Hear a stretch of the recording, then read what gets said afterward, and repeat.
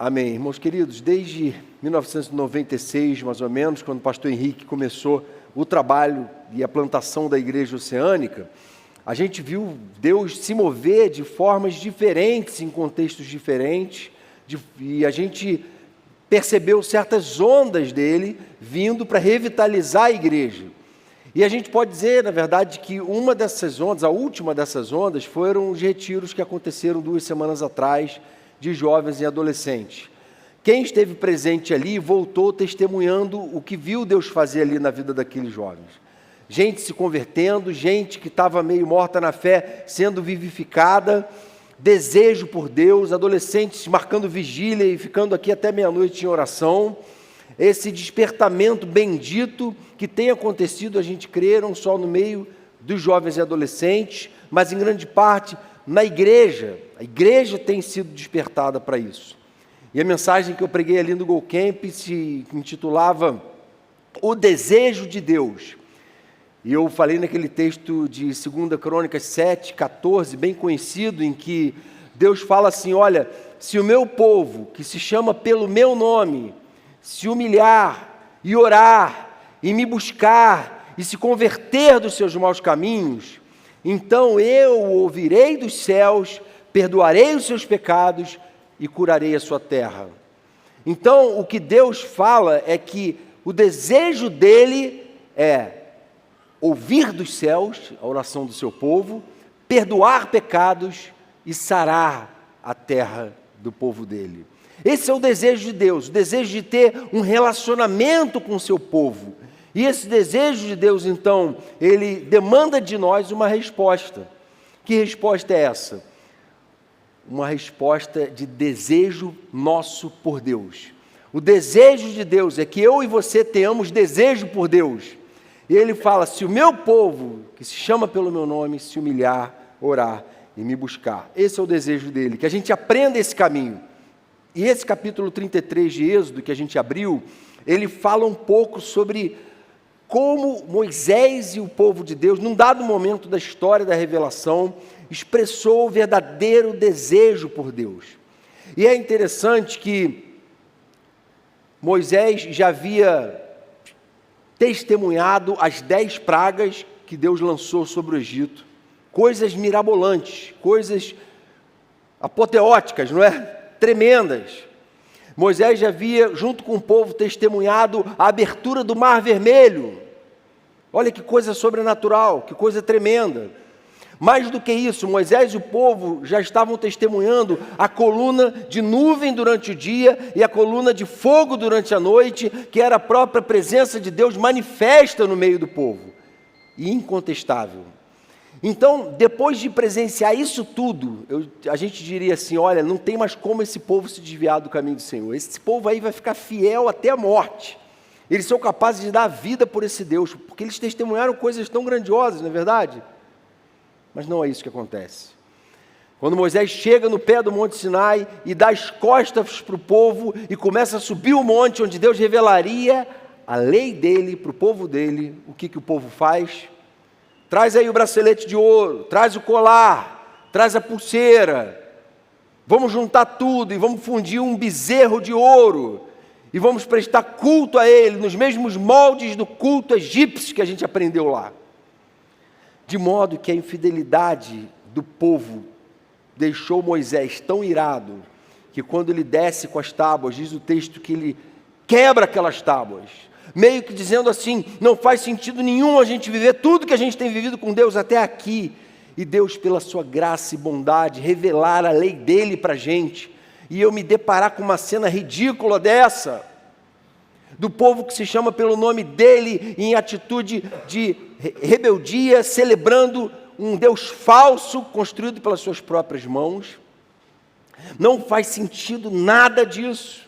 E Moisés fica tão irado, que além de quebrar as tábuas, ele fala para os levitas passar a espada a todos aqueles homens infiéis, e diz o texto que eles mataram 3.000 homens de Israel naquele momento. E Deus fica tão irado que envia uma praga, está no final do capítulo 32. E mais do que isso, Deus no início do capítulo 33 fala assim para Moisés: Moisés, é o seguinte, eu fiz uma promessa, Abraão, e eu vou cumprir essa promessa, porque eu cumpro as promessas que eu faço, só por isso. Tem o seguinte, além disso, fique sabendo que eu vou enviar um anjo para proteger vocês, até que vocês entrem na terra prometida. Mas eu não irei com vocês, pois vocês são um povo obstinado, e eu poderia destruí-los no caminho. Essas palavras de Deus, eu não irei com vocês, elas caem como uma bomba na cabeça de Moisés e no coração do povo. Meio que assim, olha, eu vou cumprir minhas promessas, mas não contem com a minha presença. Eu não sei se você já se sentiu de algum modo rejeitado. E eu tive uma experiência, quando eu tinha 16 anos, eu tinha um relacionamento com o pessoal da igreja. Eu ia em retiro de adolescentes da igreja, Betânia na época, e era um relacionamento assim, de camaradagem, legal e tal. E eu ia com meus amigos da doideira, né? Aí um retiro desses que eu fui, 1992, esse amigo meu da doideira levou maconha. E aí foi descoberto. E aí uma vez descoberto, eu que ainda estava na doideira e só tinha uma relação amigável com a igreja, não estava ali desejando de fato a presença de Deus, mas só o que aquela galera podia me oferecer em relacionamentos, né? Inclusive as meninas dali, intenções totalmente trocadas. No retiro seguinte, carnaval de 1993, eu queria ir no retiro. E aí a líder disse assim, olha, você não pode ir. Você lembra no último retiro qual foi a sua intenção, qual foi a sua motivação? Gente, do carnaval daquele ano até a Semana Santa, foram 40 dias de deserto para mim. Foram 40 dias em que Deus me triturou e falou, olha só a sua vida onde chegou, de você não poder ir num retiro porque você está vivendo longe da minha presença. E foi a rejeição mais importante que eu já sofri na vida e mais significativa. Sabe por que aconteceu naquela Semana Santa? Na quinta-feira que a gente saiu para o retiro, eu já saí de casa assim, ora logo comigo que eu quero entregar minha vida para Jesus. E aí chegou no retiro, não esperei culto, não esperei apelo, não esperei nada. A oração antes de dormir, chegamos no retiro, vamos dormir agora, vamos fazer uma oração. Naquele momento, eu levantei as mãos e entreguei minha vida para Jesus. Sabe por quê? Porque as possibilidades de estar sendo rejeitado por Deus foi uma coisa insuportável para mim, que tinha crescido na igreja, e estava brincando com as coisas de Deus, e tinha perdido o temor a Deus, e eu percebi que eu não desejava a Deus coisa nenhuma, eu estava brincando com o que era santo, e aquela situação então me fez pensar na seguinte possibilidade, pensa no seguinte, um pai que chega para o filho e diz assim, olha, escolhe um presente, pode ser o preço que for de aniversário, que eu vou te dar esse presente de aniversário. Só que é o seguinte, eu não vou no seu aniversário, porque eu não tenho prazer em você como filho. Você vai ter o presente que quiser, mas eu não vou estar lá, porque eu não tenho prazer em você como filho. Imagina uma outra situação, um pai que não tem recursos financeiros, se volte para o filho e fala assim, filho, esse ano eu não vou poder te dar presente de aniversário, mas tenha certeza que eu vou estar lá com você, celebrando mais um ano de vida. Sabe por quê? Porque você é um filho amado em quem eu tenho prazer. Qual é o cenário que qualquer de nós preferiria? Qualquer em plena consciência e saúde mental ia escolher o segundo cenário. Muito mais importante do que o presente que esse pai pode me dar é o amor dele. É o reconhecimento da paternidade. E era mais ou menos assim que o povo de Israel estava se sentindo.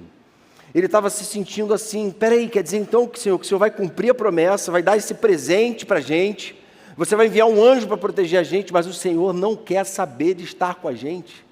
E aquilo deixa eles tão arrasados, que é o texto que a gente vai passar a ler agora, Êxodo 33, verso 4. Quando o povo ouviu essas palavras terríveis, começou a chorar, e ninguém usou enfeite algum. Isso porque o Senhor ordenara que Moisés dissesse aos israelitas, vocês são um povo obstinado, se eu fosse com vocês, ainda que por um só momento eu os destruiria.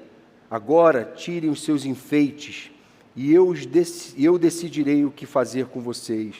Por isso, do Monte Horebe em diante, os israelitas não usaram mais nenhum enfeite. Moisés costumava montar uma tenda do lado de fora do acampamento. Ele a chamava tenda do encontro. Quem quisesse consultar o Senhor ia à tenda, fora do acampamento. Sempre que Moisés ia até lá, todo o povo se levantava e ficava em pé à entrada de suas tendas, observando-o até que ele entrasse na tenda. Assim que Moisés entrava, a coluna de nuvem descia e ficava à entrada da tenda, enquanto o Senhor falava com Moisés. Quando o povo via a coluna de nuvem parada à entrada da tenda, todos prestavam adoração em pé, cada qual na entrada de sua própria tenda. O Senhor falava com Moisés face a face, como quem fala com seu amigo. Depois Moisés voltava ao acampamento, mas Josué, filho de Num, que lhe servia como auxiliar, não se afastava da tenda. Disse Moisés ao Senhor: Tu me ordenaste, conduza este povo, mas não me permites saber quem virás comigo. Disseste: Eu conheço pelo nome e de você tenho me agradado. Se me vês com agrado, revela-me os teus propósitos, para que eu te conheça e continue sendo aceito por ti. Lembra-te de que esta nação é o teu povo, respondeu o Senhor. Eu mesmo o acompanharei e lhe darei descanso. Então Moisés declarou: Se não fores conosco, não nos envies. Como se saberá que eu e o teu povo podemos contar com o teu favor, se não nos acompanhares? Que mais poderá distinguir a mim e a teu povo de todos os demais povos da face da terra? O Senhor disse a Moisés: Farei o que me pede, porque tenho me agradado de você e o conheço pelo nome. Então disse Moisés: Peço-te que me mostres a tua glória.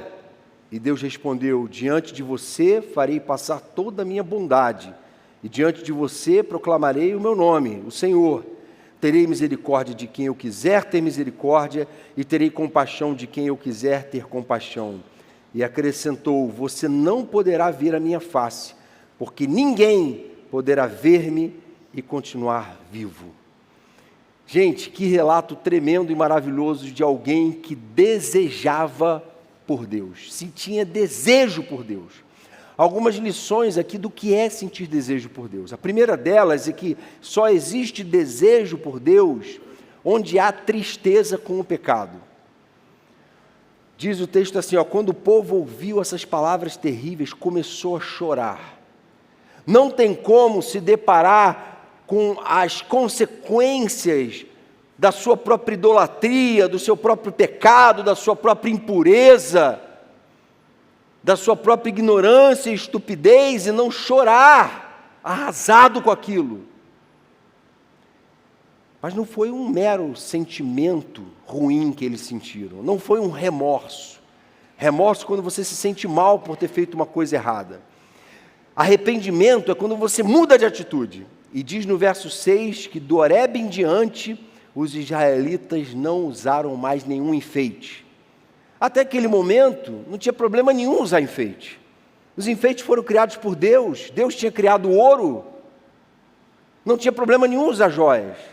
Mas a partir do momento que eles usaram aquela riqueza para erigir um altar, traindo ao Deus de Israel, a partir desse momento, eles se sentiram asco por aquilo que remetia a eles a sua própria obstinação, a sua própria cegueira e estupidez.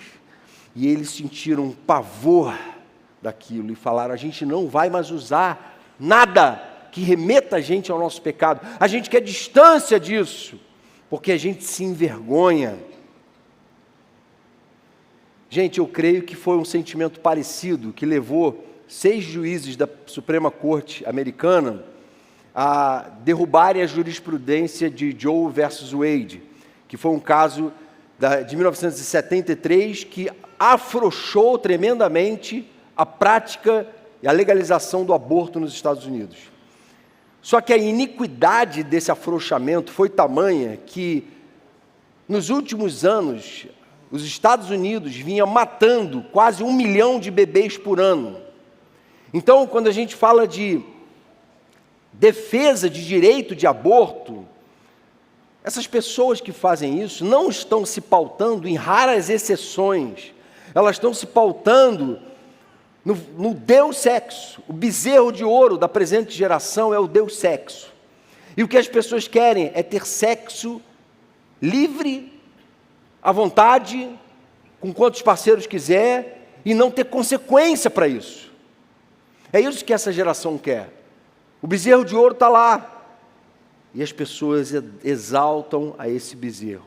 E esses 6 juízes votaram contra 3 que eram favoráveis a manter aquela jurisprudência, dizendo assim: olha, nós cansamos disso, nós queremos purificar as nossas mãos desse sangue inocente que está sendo derramado, porque a gente sabe que o juízo de Deus vai vir sobre essa nação, se a gente não fizer alguma coisa.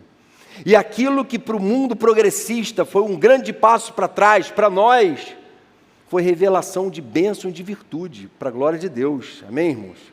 Que Deus tenha misericórdia daquele país e do Brasil também. Isaías capítulo 59, o profeta revela assim para o povo: suas maldades separam vocês do seu Deus, os seus pecados esconderam de vocês o rosto dele, e por isso ele não os ouvirá, pois as suas mãos estão manchadas de sangue, e os seus dedos de culpa, os seus lábios falam mentiras, e a sua língua murmura palavras ímpias. Irmãos, o modo como nós reagimos às pedagogias de Deus na história revelam se a nossa vocação espiritual como filhos de Deus é legítima ou não. O modo como o povo reagiu, triste, abandonando aqueles enfeites, foi o modo que se espera do povo eleito de Deus, dos salvos, da verdadeira igreja de Jesus, de gente que não aceita compactuar com a iniquidade. E aí, soube de um caso há pouco tempo agora, há poucos dias, de uma cantora cristã, que numa entrevista perguntaram para ela: olha, você tem algum amigo homossexual? Tem. E se esse teu amigo homossexual pedisse para você fazer o casamento dele, você faria? E ela disse assim: olha, se for com uma mulher, eu iria lá cantar no casamento dele, sim. Mas se for com um homem, eu não iria, não. Ela deu a resposta mais fundamental e rudimentar que qualquer cristão bíblico daria no lugar dela. Não deu nenhuma resposta excepcionalmente brilhante. É a resposta básica que se espera de um cristão. E ela foi alvo de ataques, de ódio e de crítica, não só por ímpios, não, mas por gente que se diz cristã.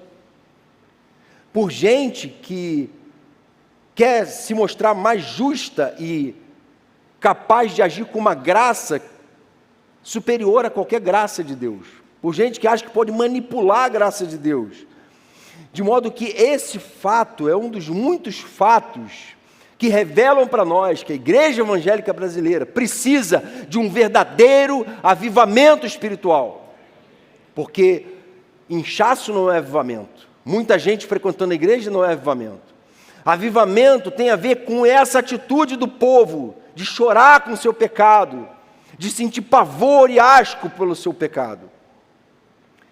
Porque onde há avivamento, os pastores não precisam ficar explicando coisas óbvias. Ele não precisa explicar que o homossexualismo é pecado. Ele não precisa explicar que sonegar imposto é pecado, que obter vantagens financeiras por meios ilícitos é pecado. Ele não precisa explicar que ter relação sexual fora do casamento é pecado. Não precisa explicar que pornografia é veneno para a alma. Não precisa explicar que julgo desigual está fora do plano de Deus. Não precisa explicar que Deus odeia o divórcio. Não precisa explicar que matar bebês na barriga das suas mães é uma abominação desumana, que embriaguez é pecado. Não precisa explicar que em festas de casamento de cristãos não tocam músicas que celebram a imoralidade sexual. Não precisa explicar certas coisas que são bem óbvias para quem nasceu de novo, para quem tem o Espírito Santo, para quem lê a sua Bíblia e quer viver segundo o caráter de Cristo. Por quê? Porque experimentou um avivamento verdadeiro. A aceitação pacífica dessas coisas prova que não há desejo de Deus, coisa nenhuma, porque onde há desejo de Deus, há desejo pelo que é santo, porque Deus é santo. E Ele fala: sejam santos como eu, o Deus de vocês, sou santo.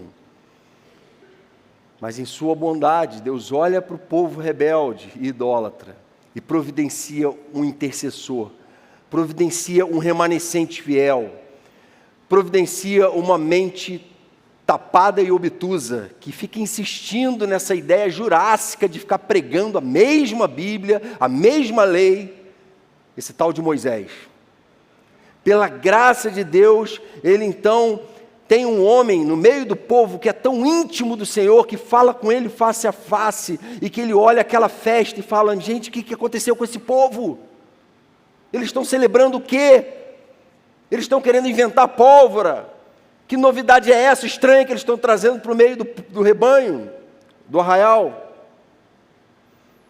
E Moisés, então, um fundamentalista bitolado, carola e antiquado, continua insistindo em pregar a mesma boa e velha palavra de Deus. E é isso que Deus quer, levantar no nosso meio gente assim, que deseja Ele, porque desejo por Deus é desejo pelo que é santo. Se queremos ter certeza de que desejamos ao Senhor, precisamos avaliar o quanto asco sentimos pelo pecado. Esse é o primeiro sinal. A segunda lição é que o desejo por Deus se torna evidente onde há sede por oração. Um relacionamento, ele começa quando existe comunicação entre duas pessoas. Quando existe comunicação, começou um relacionamento. E quanto mais intensa e produtiva e saudável for essa comunicação, e frequente, é sinal de que esse relacionamento é real. E com Deus não é diferente, não é verdade? Não é o meio de a gente falar com Ele, é orar. De a gente ouvir Ele, a gente ouve enquanto a gente ora, mas a gente ouve Ele enquanto lê e medita na palavra também. E diz o texto que esse camarada, tal de Moisés, ele não apenas pegou a tenda e montou fora do arraial, porque o arraial estava contaminado com o pecado e com a idolatria, mas diz o texto, no verso 7, que Moisés costumava montar a tenda do lado de fora do acampamento. Era algo que fazia parte do dia a dia dele, era algo que ele fazia constantemente. Havia toda uma geração entorpecida pela idolatria generalizada, mas Moisés não era influenciado por essa geração. Ele tinha convicção da sua identidade, ele tinha convicção do seu desejo por Deus, ele tinha convicção do seu chamado como líder daquele povo, e ele não comunga e não compactua com aquilo, ele vai para fora do arraial. E todo mundo ficava observando a intimidade de Moisés com Deus. E aí, o que acontecia? Diz assim: quem quisesse consultar o Senhor ia à tenda fora do acampamento. Quando Moisés estava lá, a nuvem vinha à tenda. E Deus falava com Moisés, e o povo ia até lá se consultar. Sabe por quê? Você que tem buscado ser fiel a Deus, que tem buscado ser um homem e uma mulher de Deus, no seu contexto, que tem procurado ser um remanescente fiel, alguém que não se corrompeu, alguém que não capitulou na batalha, alguém que não abandonou o bom combate de Cristo, alguém que continua lendo a mesma Bíblia e submetendo a ela da mesma forma. Quando você leva isso a sério como Moisés levou, as pessoas começam a olhar para você e buscar ajuda em você, e pedir oração a você, e ter você como referência, mesmo que você não saiba disso. Então, enquanto houver um remanescente fiel orando, há esperança para a igreja, amém? Enquanto você for um remanescente fiel orando pela sua família, há esperança para a sua família, para o seu casamento, para o seu filho perdido. Enquanto você for esse atalaia, que não sai do posto de vigia, enquanto você for um fiel remanescente, intercedendo pelo seu ambiente de estudos e de trabalho, há esperança para aquelas pessoas, porque você está sendo sal da terra e luz do mundo naquele ambiente. Sabe por quê?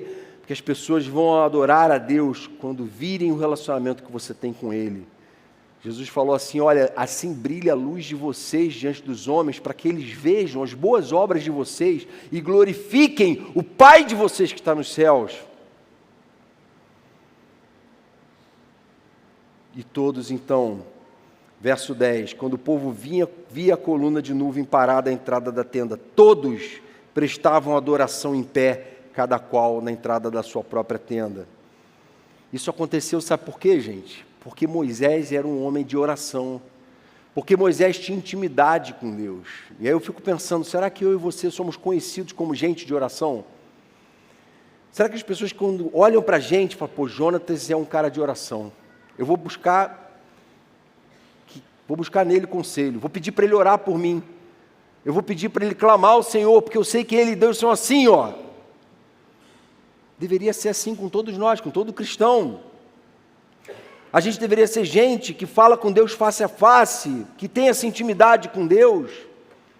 Porque Moisés não conheceu a revelação de Cristo. Moisés não passou pelo Pentecostes.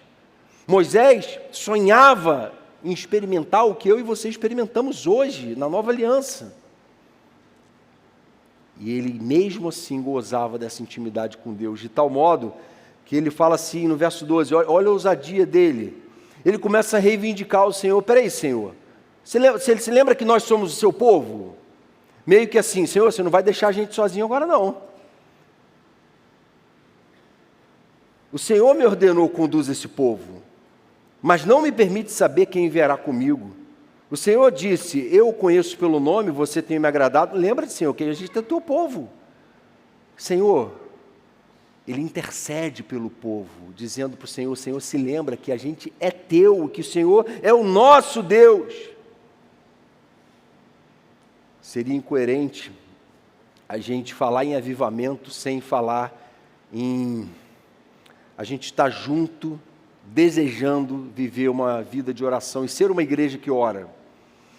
A gente tem visto esse movimento de oração já tem um tempo, a gente sempre teve uma reunião de oração dos pastores na quinta-feira, 6 horas da tarde, além da nossa reunião regular de oração toda quinta-feira, 20 horas, você é nosso convidado, e a gente vinha orando para que o Senhor levantasse novos movimentos de oração no meio da igreja, porque a gente sabe pela história dos avivamentos, que todos os grandes avivamentos começam com movimentos de oração, com o povo de Deus buscando a Ele em oração. E aí a gente viu, o UP começou a ter reunião de oração sexta-feira, 7 horas, o Gol começou a ter reunião de oração sábado, 7 horas antes do culto, o Move já tinha a reunião de oração regular, e agora tem uma jornada de oração uma vez por mês, quinta-feira, o dia inteiro orando. Algumas células têm começado a se mobilizar para fazer suas próprias reuniões de oração, porque moram em lugares difíceis, tem dificuldade de vir aqui na quinta-feira. A gente tem visto esse movimento crescer no nosso meio, de gente desejando a Deus e dando prova de que deseja a Deus, se dedicando à vida de oração comunitária. E na última quinta-feira, irmãos, a gente presenciou uma coisa gloriosa. Simplesmente a frequência da reunião de oração dobrou em relação ao que vinha sendo regularmente. E foi a maior reunião de oração que eu já participei na Igreja Oceânica na minha história.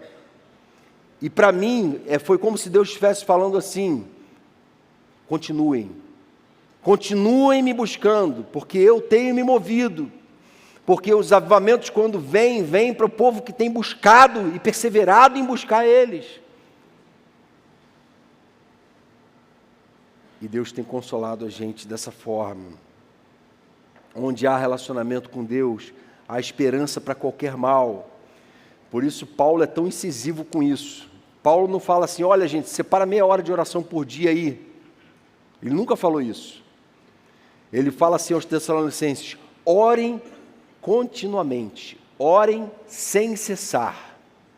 Ele fala assim, deem graças em todas as circunstâncias, porque essa é a vontade de Deus para com vocês em Cristo Jesus. A vontade de Deus, resumindo, é que vocês vivam uma vida de oração e de ação de graças a Deus. Que vocês vivam essa intimidade com Deus. E em Efésios capítulo 6, quando ele fala da armadura espiritual que todo cristão deve vestir, e os elementos de cada parte dessa armadura, ele conclui essa seção que descreve a armadura espiritual do cristão, dizendo o seguinte, orem no Espírito em todas as ocasiões, com toda a oração e súplica, tendo isso em mente. Estejam atentos e perseverem na oração por todos os santos. Orem também por mim, para que quando eu falar, seja-me dada a mensagem, a fim de que destemidamente torne conhecido o mistério do Evangelho. Então o que Paulo está falando é o seguinte: gente, entendam que vocês não vão estar revestidos espiritualmente, preparados para lidar com os problemas que vocês estão lidando no nível pessoal e como sociedade, se vocês não tiverem uma vida regada por oração. E a oração por todos os crentes, em todo momento, em toda parte. Tem tarefas que a gente não tem como fazer orando, a gente precisa de concentração naquelas tarefas, não é? Mas muitas outras a gente pode fazer orando. E a gente deve fazer orando. A gente deve impregnar o nosso dia de oração. A gente deve começar e acabar o nosso dia em espírito de oração, oração mental, falando com Deus, se deixando impregnar por isso, é isso que Paulo está falando. E se lembrando de coisas, de problemas, enquanto você vai se lembrando, você vai orando: Senhor, coloco isso diante do Senhor, intervém nessa situação, intervém na vida do meu filho, intervém no meu próprio coração, vem trazer cura. E orar, e oração tem que fazer parte da vida do povo de Deus. E isso é prova de desejo por Deus. Deus já começou esse movimento, não fique de fora, amém, irmãos? Fique firme nessa busca com a gente, vamos somar aqui nas reuniões de oração e também em casa buscando a Deus. E a terceira lição que eu queria destacar é que Deus quer que a gente deseje a sua presença mais do que as suas bênçãos. Eu ousaria dizer que essa lição aqui é a lição mais importante de toda essa mensagem. Deus deseja que a gente valorize mais a sua presença do que as suas bênçãos. Veja bem, Deus já tinha dito que não acompanharia mais o seu povo. Está lá nos primeiros 3 versículos do capítulo 33. Mas Ele reafirmou a promessa de que Ele cumpriria, né? A posse da terra. Ele disse que enviaria um anjo que protegeria o seu povo. Gente, o que mais a gente ia querer no lugar deles? Eu creio que a maior parte de nós diria assim: olha, Senhor, é assim então? A gente foi lá, fez o que fez, e agora o Senhor perdoou a gente, e o Senhor então vai guardar a gente com o seu anjo, vai fazer a gente ir até a terra prometida, tomar posse da bênção. E a maior parte de nós diria assim: está ótimo, negócio fechado. Mas não era assim que Moisés via a coisa. Moisés não estava satisfeito. Havia algo para Moisés que era mais precioso e mais valioso, até mesmo do que a promessa de Deus, de que haveria uma terra prometida a ser conquistada. Havia algo que era maior. Sabe o que era esse maior? Ele fala no verso 15. Ele declara ao Senhor dizendo assim: se não fores conosco, não nos envie. Senhor, todo o projeto da igreja não faz sentido nenhum.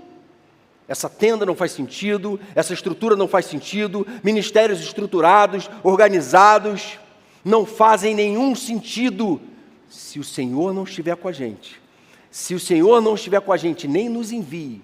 Nós não queremos fingir que somos seu povo. Nós não queremos ser espertalhões que estão usufruindo das suas bênçãos. Não, nós queremos a tua presença, porque a tua presença é o que há de mais caro, valioso e precioso para nós. O reino de Deus é como uma pérola de grande valor que o homem, quando a encontra, vende todos os seus bens para obter aquela pérola. Senhor, a tua presença é o que há de mais valioso para nós. E aí Moisés fala assim para ele: Senhor, que mais poderá distinguir a mim e a teu povo de todos os demais povos da face da terra? Senhor, o que distingue a gente dos outros povos é a tua presença. E Deus fala assim para ele, verso 17: farei o que me pede, porque tenho me agradado de você e o conheço pelo nome. Gente, Deus fala assim: Moisés, eu vou atender a sua intercessão. Você é um remanescente fiel, você não desiste. Deus estava, claro, Deus é soberano, Ele sabia de todas essas coisas, Ele estava testando a liderança de Moisés para que o próprio Moisés aprendesse o caminho da fé. E muitas vezes a gente não entende por que Deus permite que a gente passe por certas lutas. E aí é interessante que Moisés vai pedindo, vai intercedendo, o Senhor vai respondendo favoravelmente. E ele chega assim para o Senhor no verso 18: meio que assim: Senhor, o Senhor me deu uma bicicleta, agora me dá uma moto. Ele fala assim: peço-te que me mostres a tua glória. E Deus fala: Moisés, você não está habilitado para receber isso. Você não vai conhecer a minha face, você não pode me ver, porque ninguém que me veja vai viver, seria consumido. Mas o interessante para nós é ver que Moisés não se satisfazia nunca. Sabe por quê? Porque quanto mais a gente aprende a ter intimidade com Deus, a gente experimenta que coisa maravilhosa é andar na presença de Deus, mais a gente quer intensificar esse relacionamento com Ele, e mais dele a gente quer. Veja bem, gente, a gente está falando de um homem que viu as pragas, que viu o mar se abrir, que viu a coluna de fumaça, a coluna de fogo, que viu coisas tremendas e maravilhosas, que viu falava face a face com o próprio Deus. Mas não obstante ele tivesse visto tudo isso, ele fala: Senhor, mostra-me a tua glória. Dá vontade de falar: Moisés, fica quieto, você não percebe que você já teve mais do que você precisava? E aí eu fui muito impactado lendo um comentário do Martin Lloyd-Jones no livro Avivamento dele, em que ele comenta essa passagem e ele faz a seguinte reflexão: gente, vocês sabiam que Moisés sonhava em conhecer Jesus Cristo e o Evangelho de Jesus? Moisés sonhava em viver a igreja do Pentecostes, a igreja que recebeu o Espírito Santo. Moisés sonhava em ver a concretização de promessas das quais hoje nós usufruímos. E aí ele pergunta assim: por que razão eu e você nos satisfazemos com uma vida espiritual tão medíocre? Por que razão eu e você não temos sede da glória de Deus? Por que razão a gente não tem vivido uma vida de sede, de entrega, de busca da presença de Deus intensa, como Moisés viveu? A gente devia buscar com muito mais intensidade, porque Deus foi muito bom para a gente, mas a gente se acomoda com uma vida improdutiva, uma vida infrutífera, com a falta de compromisso. Vai entrando um pecadinho aqui, vai entrando outro pecadinho ali, a vida vai virando esse marasmo religioso nominal que não tem nada a ver com o projeto de Deus para nós, de uma vida pujante, produtiva, vigorosa, para a glória dEle. E Jesus diz assim: olha, busque em primeiro lugar o reino de Deus e todas essas coisas vão ser acrescentadas. Busque em primeiro lugar o que é prioritário. Deseje, acima de tudo, viver no reino de Deus como filho da luz, e você vai experimentar muitas outras bênçãos na sua vida. Amém? Vamos fazer isso cada vez mais. Algumas aplicações. Primeira aplicação: busque desejar o que é santo. Por natureza, nós não desejamos o que é santo. Por isso que busque, a gente tem que buscar isso. Os teólogos dizem que a nossa salvação é monergística, né? Só Deus agiu para nos salvar do nosso estado decaído, porque o homem natural não aceita as coisas de Deus, porque são loucura para ele. Então, se o Espírito Santo não agir, o homem nem mesmo se arrepende. O arrependimento já é a obra do Espírito Santo. É verdade. Mas a santificação não. A santificação, eles dizem que é sinergística, que ela tem a ver tanto com uma ação de Deus capacitando a gente, enviando o Espírito Santo, como também com uma atitude de fé minha e sua, em atender aos imperativos da palavra de Deus. Santifiquem-se, porque amanhã o Senhor fará maravilhas no meio de vocês. Sejam santos, porque eu, o Senhor, sou santo. Santificação tem a ver com uma busca. Então, Deus não espera de antemão que eu e você sejamos gente perfeita, santa nesse sentido, não. Mas Ele espera sim de nós, que nós estejamos numa luta por uma vida santa na presença dEle. Isso Ele espera de nós, e pode esperar de nós. Sabe por quê? Porque a impureza mata em nós o desejo por Deus. Quanto mais a gente experimenta o que é santo, quanto mais a gente abandona a iniquidade, começa a agir de forma que agrada a Deus, mais desejo de fazer o que agrada a Deus a gente tem, mais desejo de estar na presença de Deus a gente tem. Mas quando a pessoa fica a semana inteira chafurdada na lama do pecado, ela não tem vontade nenhuma de ver a igreja de domingo. ela não tem vontade nenhuma de adorar, ela não vê sentido no que está sendo cantado, porque ela não tem vivido nessa luta e nessa busca por ser santo. Mas desejo por Deus sempre é manifesto numa vida que está buscando santidade. Olha, Jonas, eu não tenho sentido tanto desejo por Deus, mas eu vou começar a partir de hoje, amém? A buscar uma vida que deseja Deus, a abandonar o que não é santo que está na minha vida, e a buscar o que é puro para a glória dEle.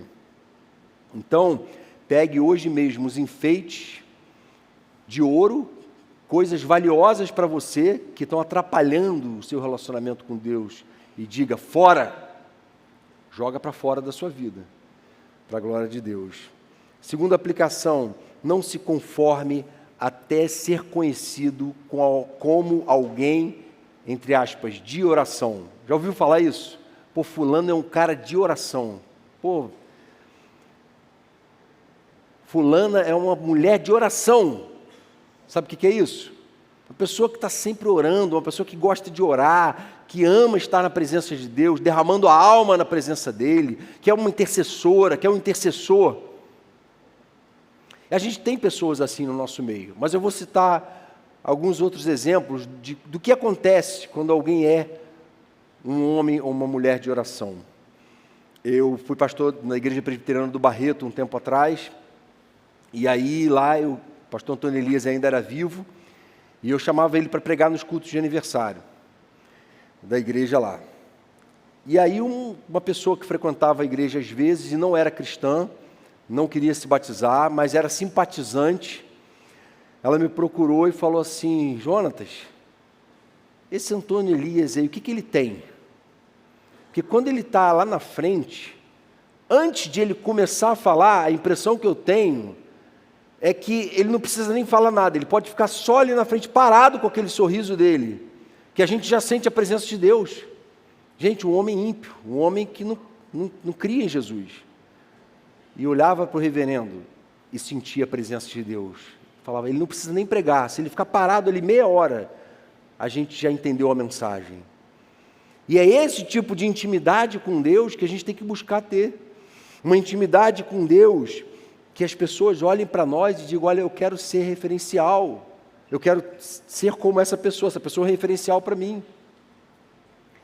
A gente não deve se preocupar tanto com a nossa longevidade, quanto com que a gente, no momento que a gente for levado para a glória, para viver com Cristo, as pessoas lembrem de nós como eu hoje lembro do pastor Antônio Elias.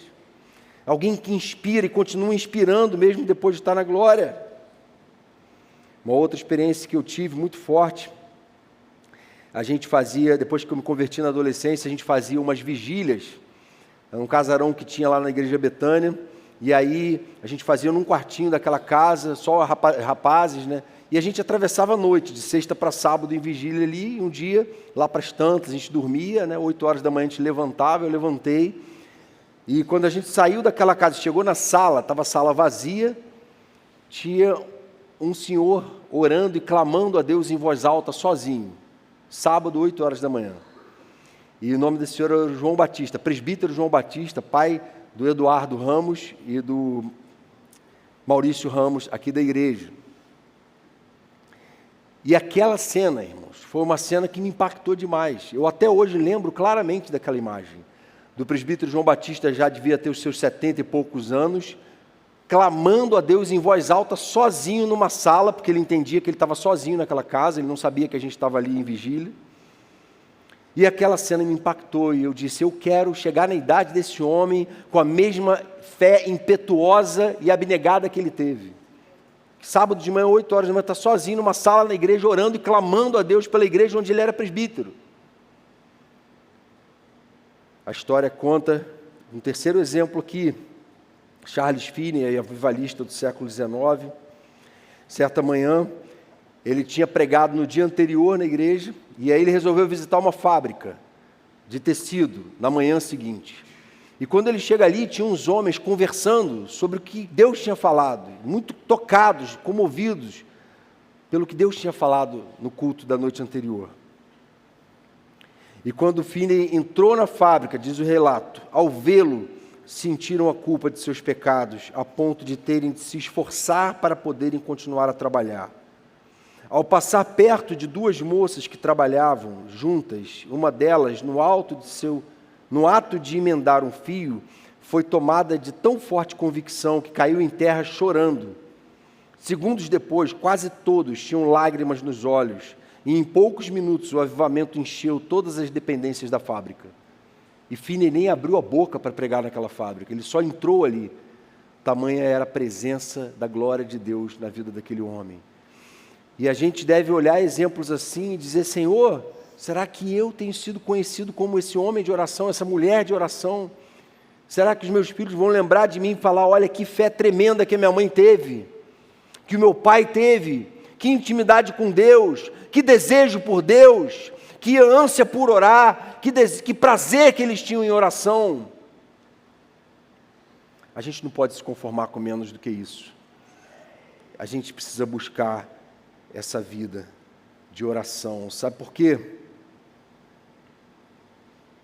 Não importa quem vai ganhar as próximas eleições, não importa que leis iníquas vão continuar a ser aprovadas pelos nossos legisladores.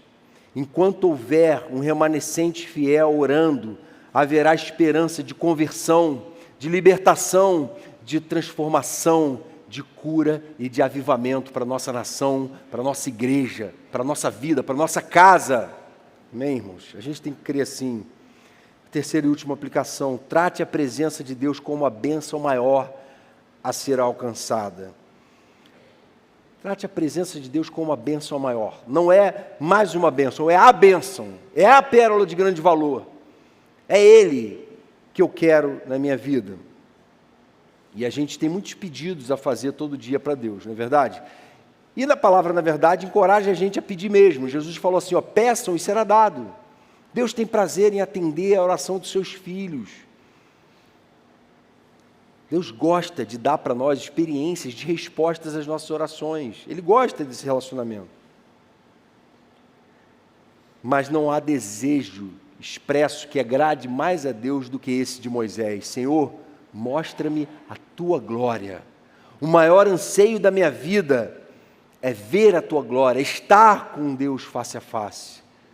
É a eternidade que eu vou passar em Deus, com Deus em glória, que me consola, que me alegra, que é a minha esperança nessa vida. E há experiências, é claro, irmãos, que Deus só vai dar para quem estiver nessa busca que Moisés estava. Moisés teve essas experiências porque ele estava nessa busca. E nenhum de nós aqui vai experimentar coisas semelhantes se tiver preguiça para as coisas espirituais. Eu não gosto de reunião de oração, não, eu acho chato. Eu quero avivamento, mas reunião de oração eu acho chato. Se você acha chato, é porque você está indo para a reunião de oração com a motivação errada. Ninguém vai para a reunião de oração porque acha legal as orações que são feitas. Vai porque tem um desejo santo de estar na presença de Deus. Tem um anseio por ouvir o povo de Deus clamar, que quer se fazer um com esse povo, que quer se colocar ali derramado aos pés do Senhor. É por isso que a gente vai à reunião de oração, é por isso que a gente está junto orando, sentindo a dor um do outro, clamando pelas fraquezas uns dos outros, clamando pela intervenção do Senhor sobre a sua igreja, dizendo para o Senhor, Senhor, a tua presença é o bem maior. Se eu pudesse, eu ia ser igual à igreja de Atos, diariamente, unânime, no templo e de casa em casa. Porque a tua presença é o meu maior deleite. Não tem entretenimento, não tem Netflix, não tem nada que substitua o prazer de estar na tua presença, de passar tempo em oração contigo. Que o Senhor continue completando essa obra no meio da sua igreja cada dia. Amém, irmãos? Fazendo de nós um povo que ora, um povo que ama a sua presença, um povo que deseja Ele mais do que tudo, um povo que tudo que faz para a glória dEle, em nome dEle.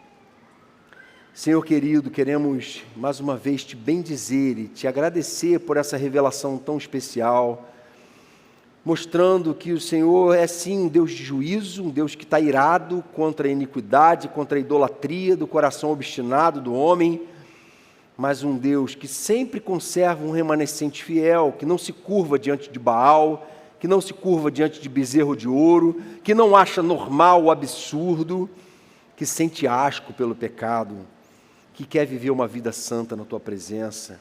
O Senhor sempre levanta Finney, Antônio Elias, João Batista. O Senhor tem levantado os seus fiéis, e que o Senhor faça assim no nosso meio. Continua levantando aqui no nosso meio homens e mulheres de oração, homens e mulheres que vivem uma vida de intimidade contigo, homens e mulheres que não negociam a verdade imutável da tua palavra, que não adaptam a sua palavra para o tempo, mas conhecem um Deus santo e querem viver para a glória desse Deus, uma vida cheia de sentido, de propósito, uma vida que faz o mundo ficar maravilhado, uma vida que reflete o teu caráter e a vida de Cristo para a glória do teu nome, Jesus. Amém, Senhor.